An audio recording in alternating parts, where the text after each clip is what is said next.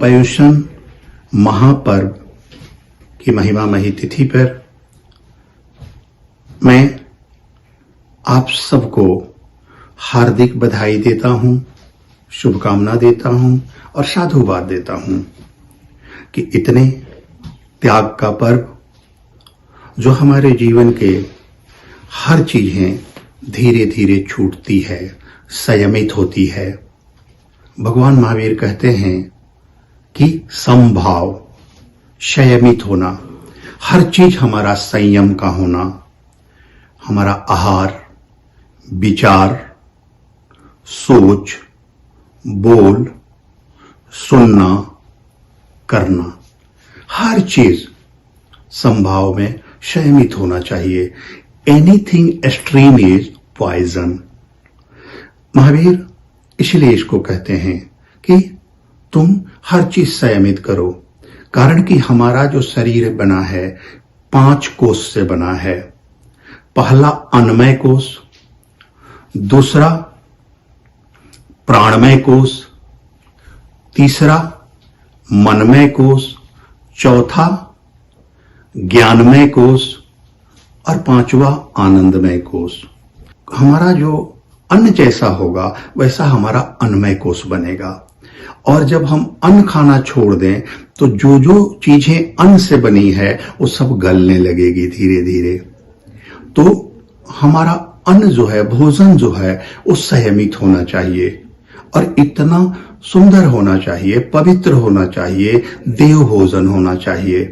तो इस महापर्व में हम इसको भी संयमित करते हैं। और पर्युषण का सीधे अर्थ परमात्मा, उपासना। हम परमात्मा के उपासना में सामान्य समभाव से, स और न समभाव से ईश्वरीय शक्तियों को, इस जो निगेटिविटी है हमारे जीवन में, हम उसको, जो नकारात्मक चीजों को त्याग करते हैं, छोड़ते हैं और समभाव में रहते हैं। हमारा आहार, विचार, सब चीज सम होता है, उसी को पर्युषण कहते हैं। तो पर्युषण में विसर्जन, हमारा त्याग, यह होना चाहिए। और जैन समाज, मैं तो उसको जन समाज कहता हूं, कहीं से भी अच्छी चीजें मिले तो हमें लेना चाहिए। मैं अपील करता हूं कि सबको इस पर्युषण पर्व को मनाना चाहिए। पवित्रता को, देवत्व को, अरिहंत भाव को। महावीर का ये महापर्व जो अभी चल रहा है, हम सब भाग्यवान हैं कि हमें महावीर मिले, महावीर की वाणी मिले, महावीर के भाव मिले, महावीर के तपस्याओं का आशीर्वाद मिला। आप सहभागी हैं, बड़े भाग्यवान हैं। जीवन को त्याग का बनाएं, तप का बनाएं, विसर्जन का बनाएं। कुछ लेकर जाने से अच्छा है कुछ देकर ही जाना। और आप जो जो त्याग करेंगे वही आपके अपनों को मिलेगा। जो जो आप जीवन में छोड़ेंगे वही आपके अपनों को मिलता है। जैसे आज आप कुछ धन छोड़ रहे हैं तो धन मिल जाएगा आपके बच्चों को, आपको। आप अगर उन जीवन का एग्जाम्पल, उदाहरण बनाकर जा रहे हैं अपने जीवन को, तो आपके बच्चों को भी का भी जीवन एग्जाम्पल बनने में इजी हो जाएगा। कारण कि our life serve 2 ways. We'll either serve as a warning or as an example for next generation.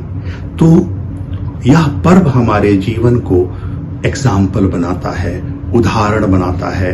मैं इस पर्व के शुभ अवसर पर सारे बंधुओं को भारत के सबसे पुरातन प्रथा सन्यासी प्रथा की तरफ से अभिनंदन करता हूं, साधुवाद कहता हूं, जय जैनेन्द्र करता हूं।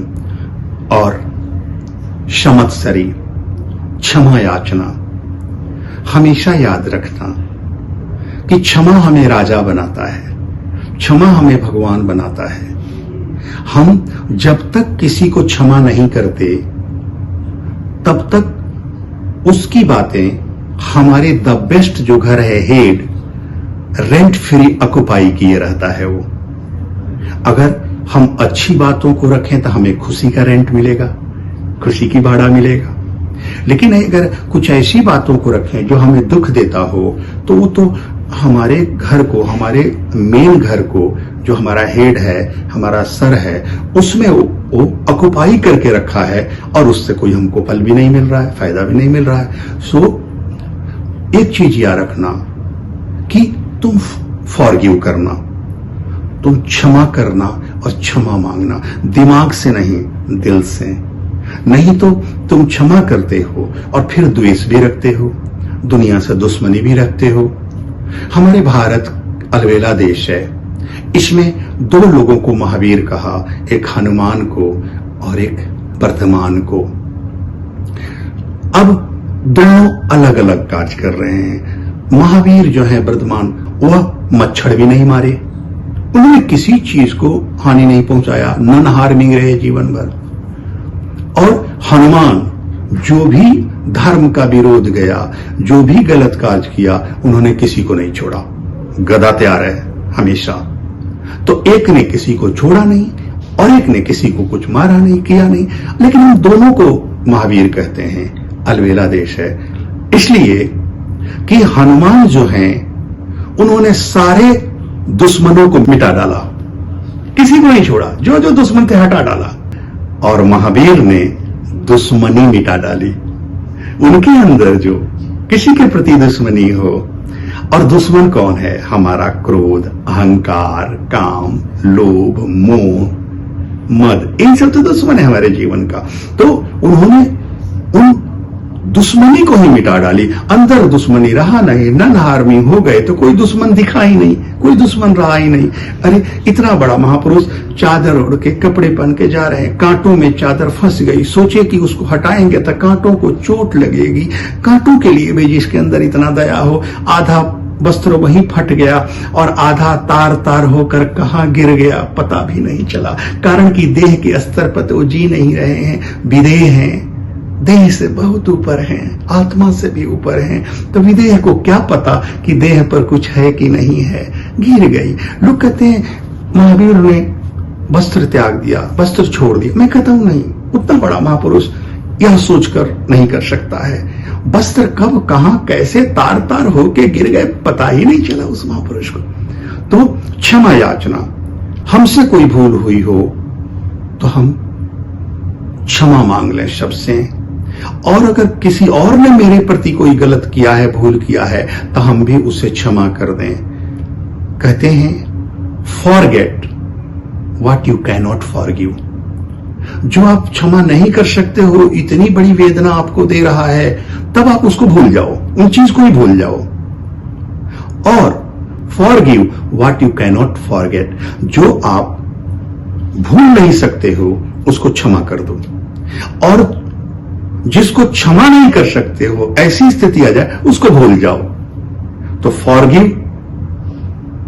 What you can not forget, forget what you can not forgive. तो क्षमा, अपने को हल्का कर लें, अपने को महान बना लें। मैं भी आप सबसे हृदय से क्षमा याचना करता हूं। मेरी वाणी, विचार, भाव किसी से भी, किसी को भी कष्ट पहुंचा हो तो मैं क्षमा याचना करता हूं, दोनों करवत प्रार्थना, दोनों हाथों को जोड़कर। और आपने भी मेरे लिए कभी कुछ गलत सोच लिया होगा, विचार आ गए होंगे, भाव आ गए होंगे, कर दिया होगा, मैं सबको क्षमा भी करता हूं। मिक्षामि तुभ्यं। फिर से मैं इस महान पर्व पर सारे जैन धर्म वालों को और जन धर्म वालों को सबको साधुवाद देता हूं। मेरी जो प्रिय हृदयस्थ है, उन सबको भी मैं साधुवाद देता हूं।